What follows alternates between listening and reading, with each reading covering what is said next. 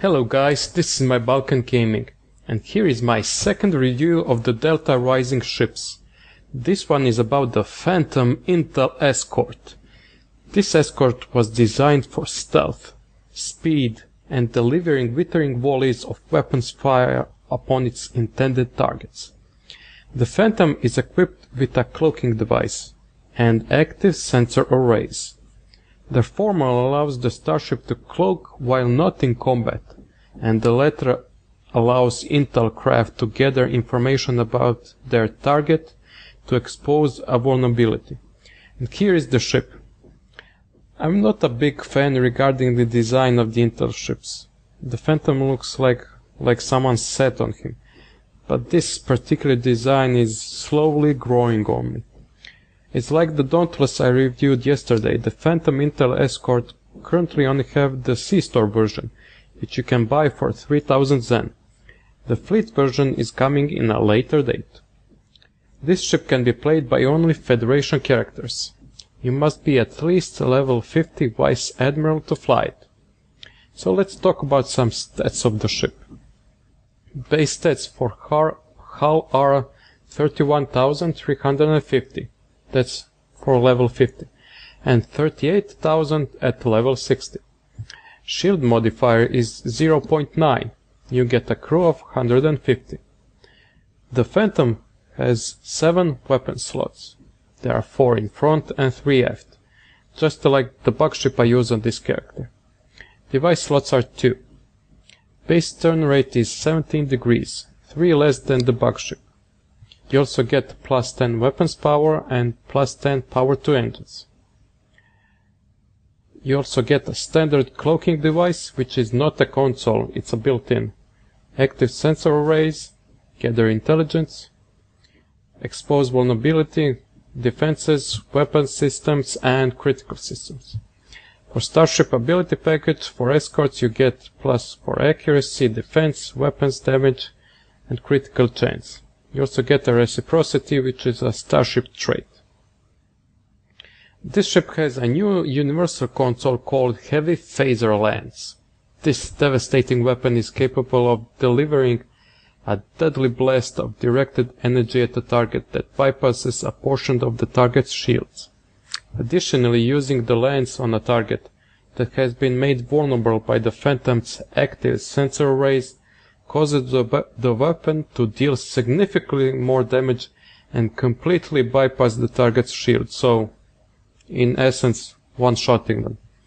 This phaser lance is so much fun. You can one-shot your enemies like never before, and it's actually not broken like the one on the Galaxy X, which is a nice change indeed.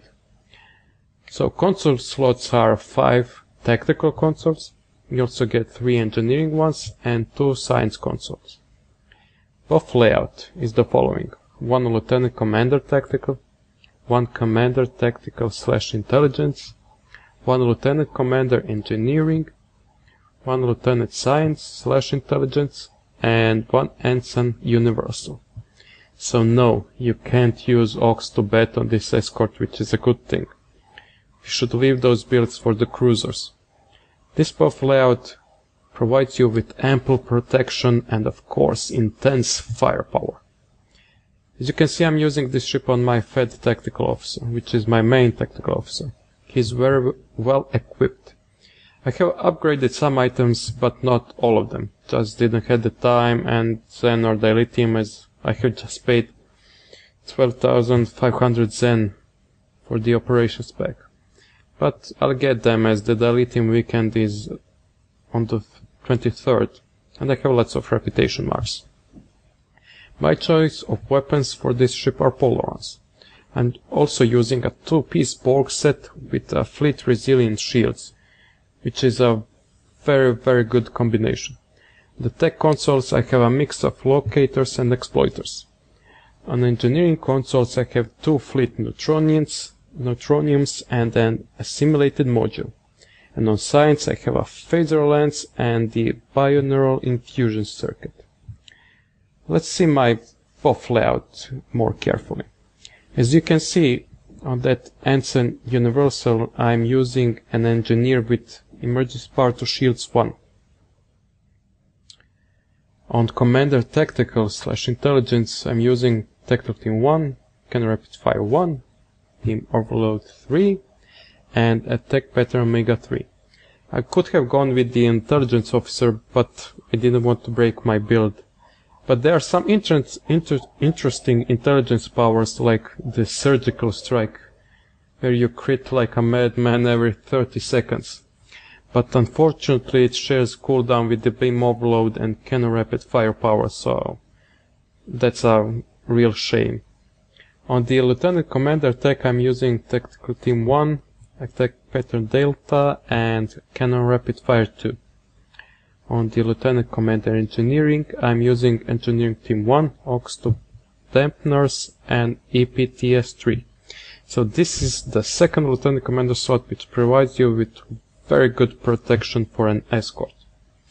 On the Lieutenant Science / Intelligence, I have opted for the Standard Hazard Emitters 1 and Transverse Shield Strength 2. For the traits, I'm using all the space ones, of course. For the space reputation, I have opted for these ones here.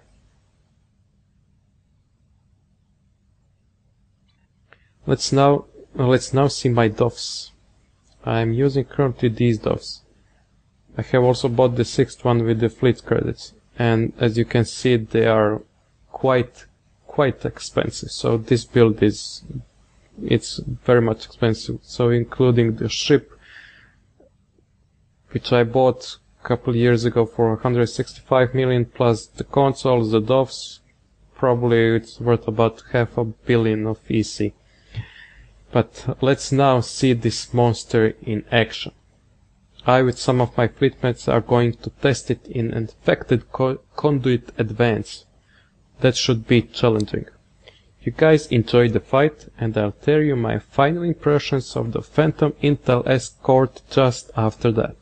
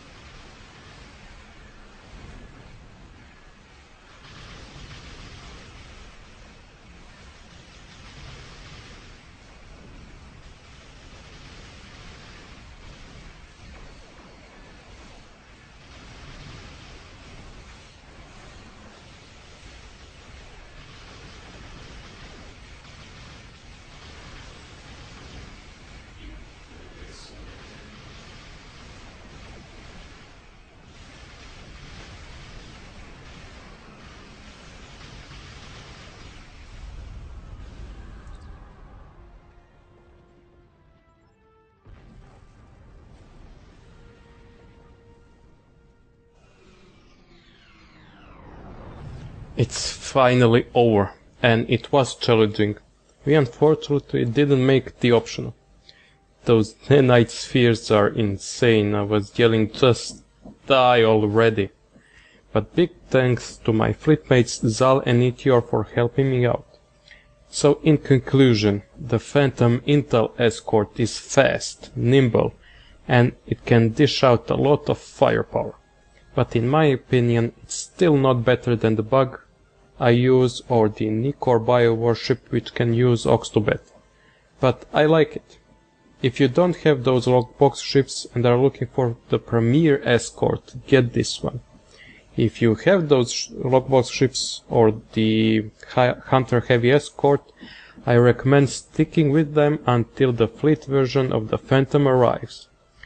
Thank you guys for watching, be sure to comment and subscribe, and I'll see you next time.